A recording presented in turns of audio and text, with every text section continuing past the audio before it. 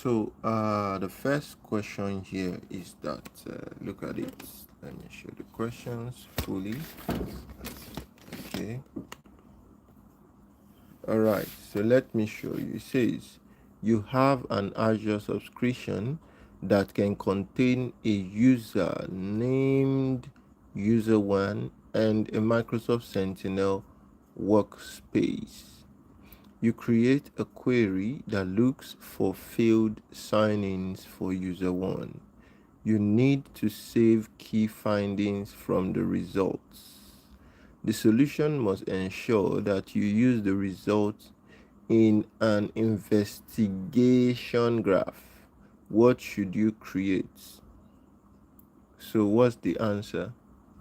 I think that since we need to save key findings from the results, okay, and the solution must ensure that we use the results in investigation graph.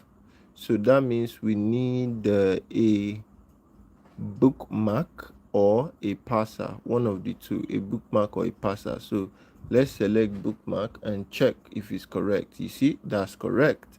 So let's look at this, what it says here, right? A bookmarks in Microsoft Sentinel. Make sure you drop a comment, let me know where you're streaming from. All right, so look at it. It says bookmark in Microsoft Sentinel can help you hunt for threats by preserving the queries you run in Microsoft Sentinel along with the query results that you deem relevant. See that? You can also record your contextual observations and reference your findings by adding notes and tags. Bookmark data is visible to you and your teammates for easy collaboration. You can revisit your bookmark data at any time on the bookmarks tab of the Hunting Blade. You can use filtering and search options to quickly find specific data for your current investigation. Alternatively, you can review your bookmark data directly in the Hunting Bookmark table in your Log Analytics workspace. You can use Hunting Livestream to test queries against live events as they occur. Livestream provides interactive sessions that can notify you when Microsoft Sentinel finds matching events for your query. Watch lists are used to store lists of information that can be referenced by a query, while parsers are designed to normalize fields to the same data schema to simplify what query creation. And you can read this, but let's go forward and see. The next question says you have a Microsoft Sentinel workspace that has a Microsoft Entra ID data connector. You need to create a report that visualizes sign-in information over time. What should you use? So this is what we have: hunting query, notebook, playbook, workbook. What is the answer? Yes, feel free to tell me in the comments. But what you need to understand is you need to create a report that visualizes sign-in information over time. So where can you find the sign-in information over time? It's definitely not hunting query. It's definitely not notebook. It's definitely not playbook. Maybe it's a notebook or a workbook. So I will choose what? Notebook. I may be wrong. Yep. So you see, it's actually a workbook. So once you have connected data sources to Microsoft Sentinel, you can visualize and monitor the data by using Microsoft Sentinel workbooks, which provide versatility in creating custom dashboards. So this is what we can look at. So I'm going to see visualize your data using Azure Monitor workbooks in Microsoft Sentinel. So I open this in a new tab as well as open this. Okay, let's see the next one. All right. So the next one says you have a Microsoft Sentinel workspace. You plan to add a workbook to Microsoft Sentinel. You create a workbook query. You need to display the query result in a time chart. Which keyword should you include in the query? Now, who can tell me what the answer is? Tell me what the answer is to this question. Should I read it again? It says, you have a Microsoft Sentinel workspace. You plan to add a workbook to Microsoft Sentinel. You create a workbook query. You need to display the query result in a time chart. Which keyword should you use? It's definitely not extend. It's definitely not print. It's definitely not project, render, summarize. I think it's going to be either project or render. So I'm going to say render and let's check. And yes, we got it right. The answer is render. So let's see. So in Cusco query language, that's KQL, the render keyword renders result as graphical outputs. You need to know that. So other keywords do not provide graphical results and have the following functions. Print outputs a single row with one or more scalar expressions. Project selects the columns to include in the order specified. Extend creates a calculated column and adds it to the result sets. While summarize groups the rows according to the by group columns and calculates aggregations over each group. So let's go for the next question. The next question says you have a Microsoft 365 ES5 subscription. You plan to deploy Microsoft Defender for Endpoint to meet the following requirements. Block executable content from email messages.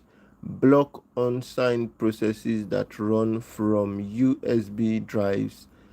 Which Defender for Endpoint capability should you use? These are the things you want to do, right? So you plan to deploy Microsoft Defender for Endpoint to meet the following requirement. You want to block executable content from email messages, and you want to block unsigned processes that run from USB drive. So attack surface reduction, block at first sight, controlled folder access, exploit protection, attack surface reduction, because these things are all under attack surface. Let's see if we are correct. Yes, we are indeed correct. And the correct answer, as you can see, is attack surface reduction. Why? Because it provides the rules to target certain software behaviors such as launching executable files and scripts and running unsigned processes. The incorrect options is block at first sight, a threat protection feature that detects new malware and blocks it within seconds. Another incorrect one is controlled folder access, protects data by checking apps against a list of known and trusted apps. Another incorrect one is exploit protection, and this helps protect against malware that uses exploit to infect devices and spread. So we can look at this to understand it better, but there's no need because we got it right. The next question we have here is this, and it says you have a Microsoft 365 E5 subscription. that uses what? Microsoft Defender for Cloud. And it says that you have a virtual machine named Server 1 that runs Windows Server and is hosted in Amazon Web Services, AWS. Now, you need to collect logs and resolve vulnerabilities for Server 1 by using Defender for Cloud. What should you install on Server 1? You need to collect logs and resolve vulnerabilities for Server 1. Okay, you have a virtual machine that runs Windows Server and is hosted on okay. So it's hosted on a different cloud service provider. That's one thing you need to understand. So are we looking for Azure Connected Machine Agent, Azure Monitor Dependency Agent, Azure Pipeline, Influx Data Telegraph Agent? This one is tricky. It should be Azure Connected Machine Agent or Azure Monitor Dependency Agent. One of these is the correct one, but I'm going to do Azure Connected Machine Agent. Yes, and that's the correct one. And to enable the Defender for Server plans, you need Microsoft Defender for Servers enabled on for your subscription, an active AWS account with EC2 instance, Azure Arc enabled server installed on your EC2 instance. The Influx Data Telegraph agent is used to monitor Azure VMs running Linux. The Azure Pipeline agent is deployed as part of the Azure DevOps pipeline and does not provide connectivity to Azure. Azure Monitor Dependency Agent is used in combination with Log Analytics Agent. So we can look at this for more, but we don't need to because we got it right. Now let's look at the next question. You have an Azure subscription that uses Microsoft Defender for Cloud. The subscription contains a virtual machine named VM1 VM1 host a Docker container that hosts an app named App1. You need to ensure that the configuration of the Docker host meets best practice. The solution must ensure that you are alerted if vulnerabilities are detected. What should you use? Do you need to use Defender for App Service, Defender for Cloud, Defender for Containers, Defender for Servers? What we use is Defender for is either app service or cloud. But let's look at the requirement once again, because it says that you need to ensure that the configuration of the Docker host meets best practices. So we are looking at the configuration of the Docker, not the app.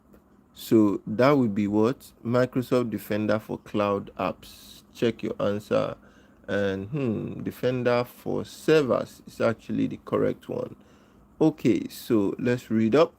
Microsoft Defender for Servers provides threat detection and advanced defenses to your Windows and Linux machines, whether they are running in Azure, AWS, GCP, or on premises. Defender for Cloud includes the entire rule set of the CIS Docker benchmark and alerts you if your container do not satisfy any of the controls.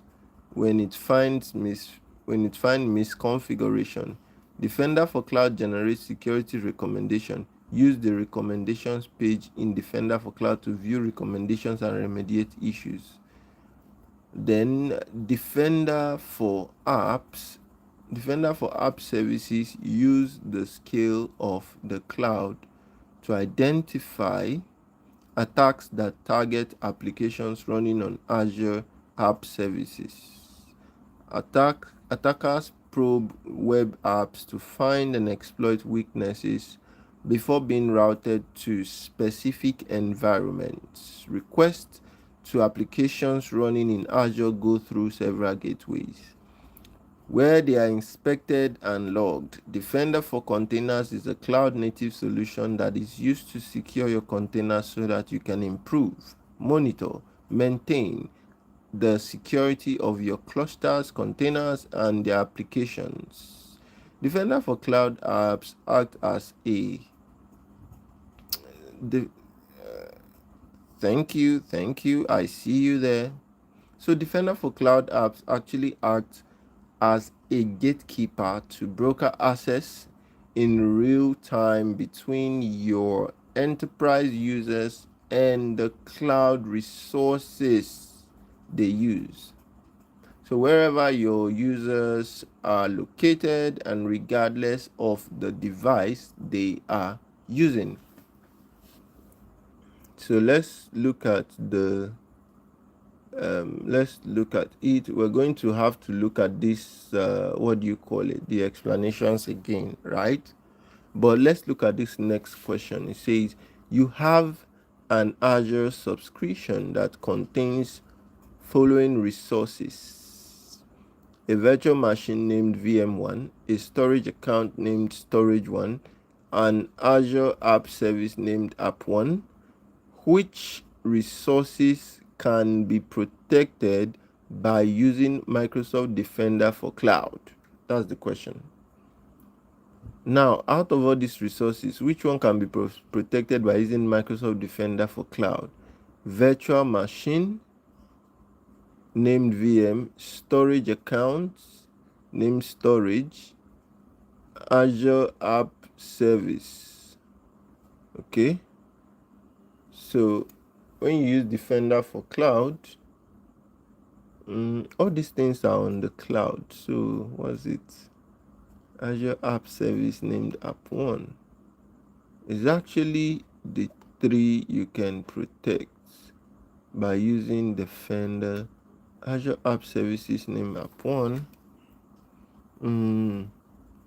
Well, I think it's the three. You can protect the three, and we're correct because the three things are all on the cloud. Okay, the three things are all on the cloud. So using Defender for Cloud allows you to protect your virtual machine, your storage accounts, and app service.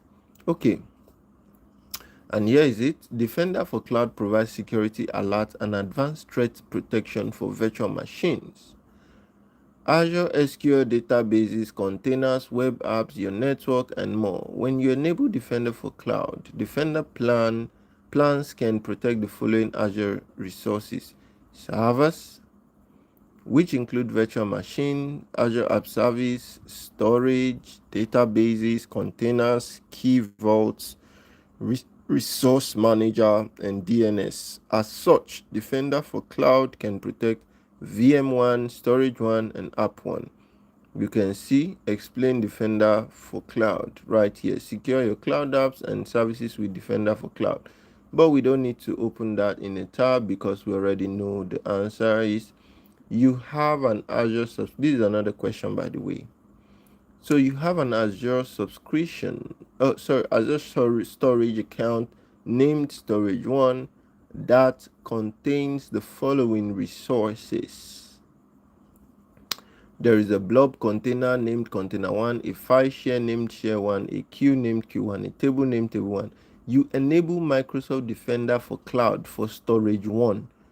Which resources will be protected? You enable it for Storage1, which is a blob container, right? If you are enabling it for Storage1, which is a blob container, then you it's either only it or all four will be protected. But the question is quite tricky. Okay, so I will just say Share1 only.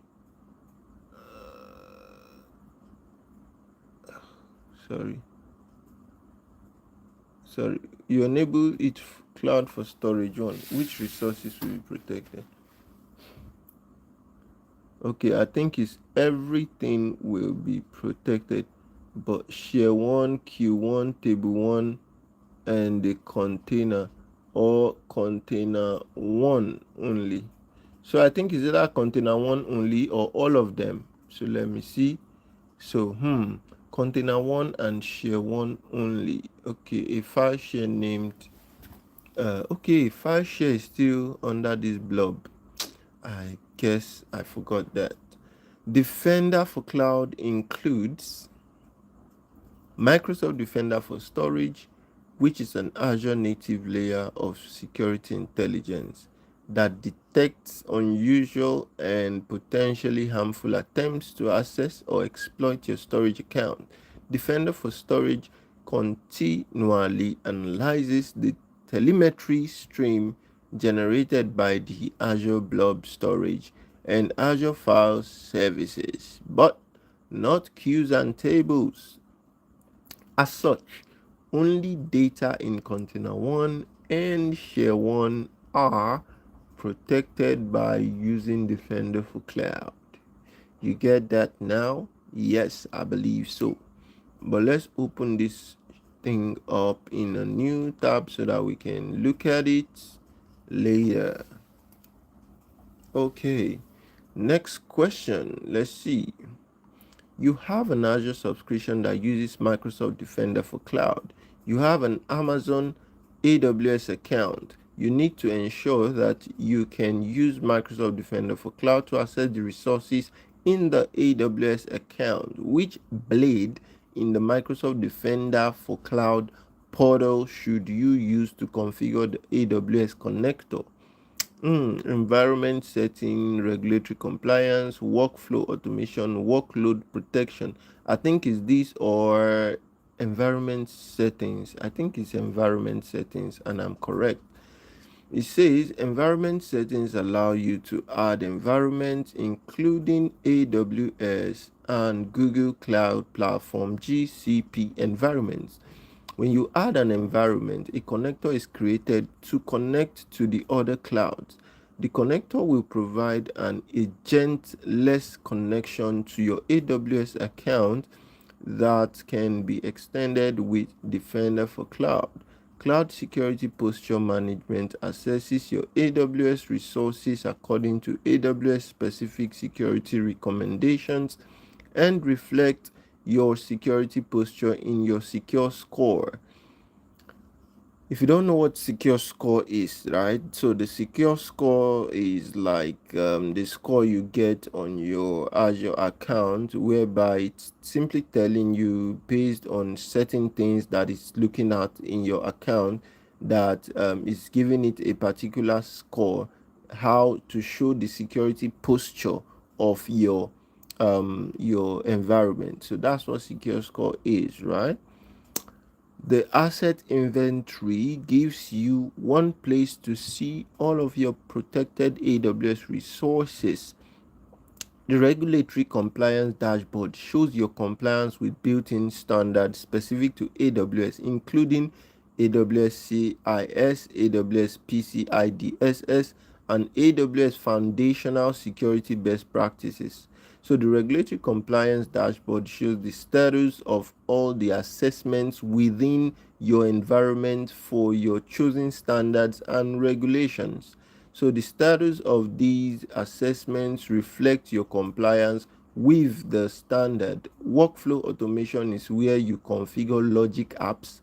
For automation, it does not integrate with other cloud services to extract security posture information. So workload protection allows you to configure protection for various workload types. It will not include information in secure score for the entire AWS or GCP environment. Okay, so we can look at this exercise. Let me open this one in another tab so we can look at it later. Let's look at the next one. The next question says, you have a security operations center and Microsoft Sentinel workspace. You need to ensure that Tier 1 SOC analysts can manage incidents in Microsoft Sentinel by running pre-configured playbooks. The solution must meet the following requirements: prevent analysts from making changes to playbooks or the Microsoft Sentinel workspace. Follow the principle of least privileges. Which role or roles should you assign to the analyst? Okay, you want to follow the rule of principle of least privilege, and it's a tier 1 SOC analyst. Okay, so Microsoft Sentinel automation contributor, Microsoft Sentinel reader, logic app contributor, Microsoft Sentinel responder, logic app operator. Okay, because it's a tier 1, I feel like that is it. The last one is correct. Microsoft Sentinel Responder allows you to view data, incidents, workbooks, and other Microsoft Sentinel resources.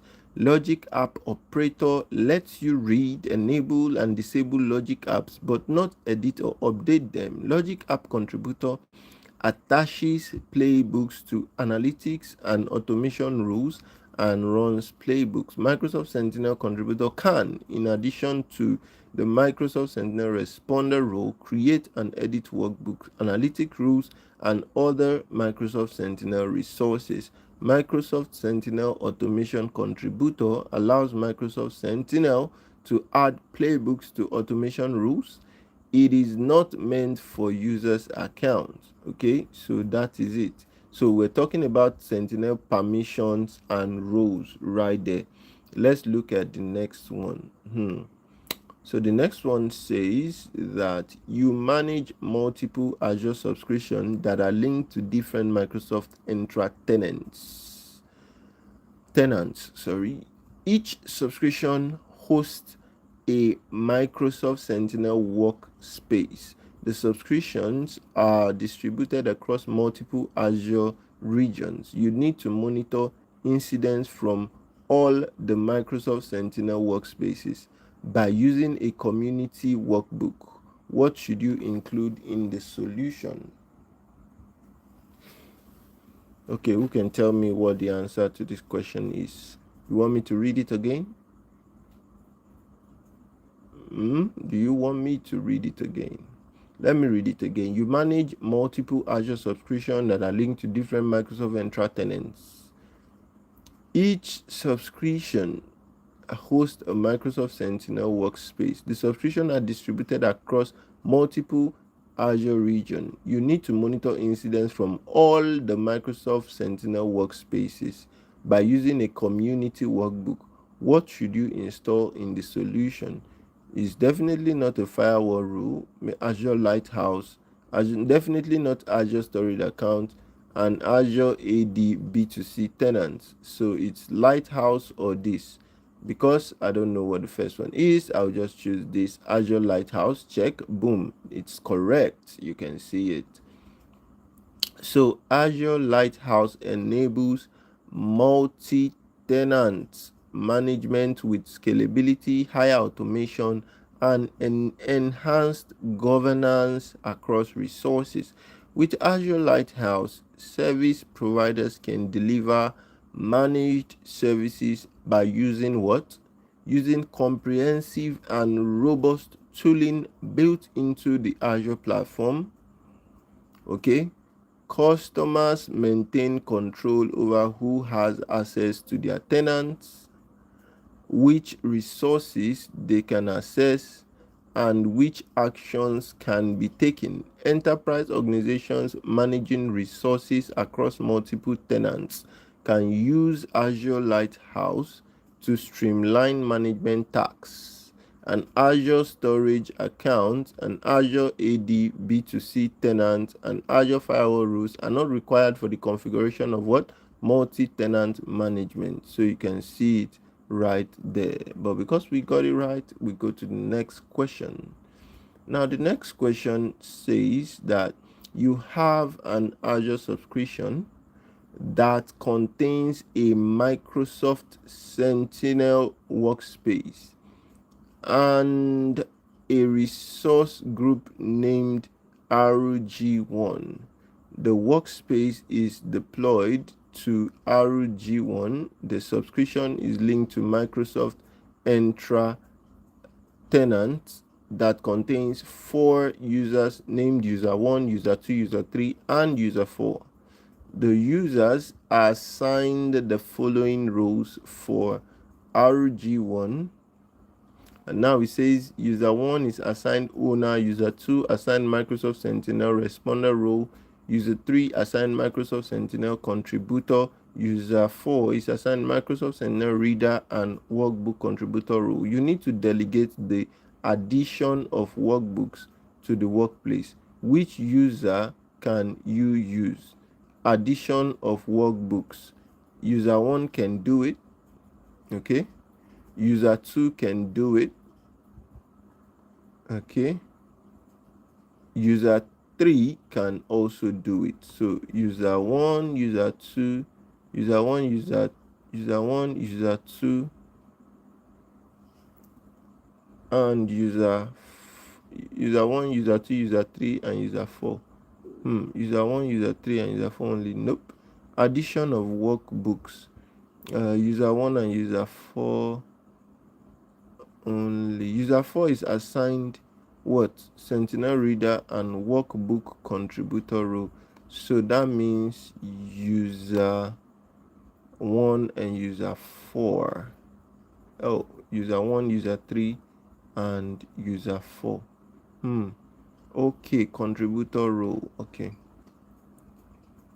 So let me see. Roles and permissions. Okay. I think we opened this already. Let's see. Okay, so guys, what Agwan, I hope y'all are loving it.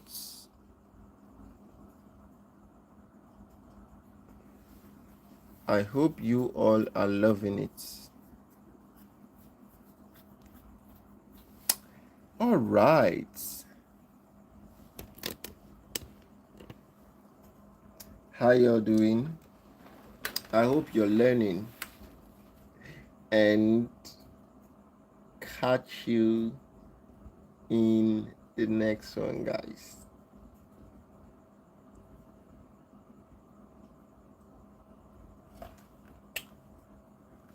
See you in the next one, everyone. Bye.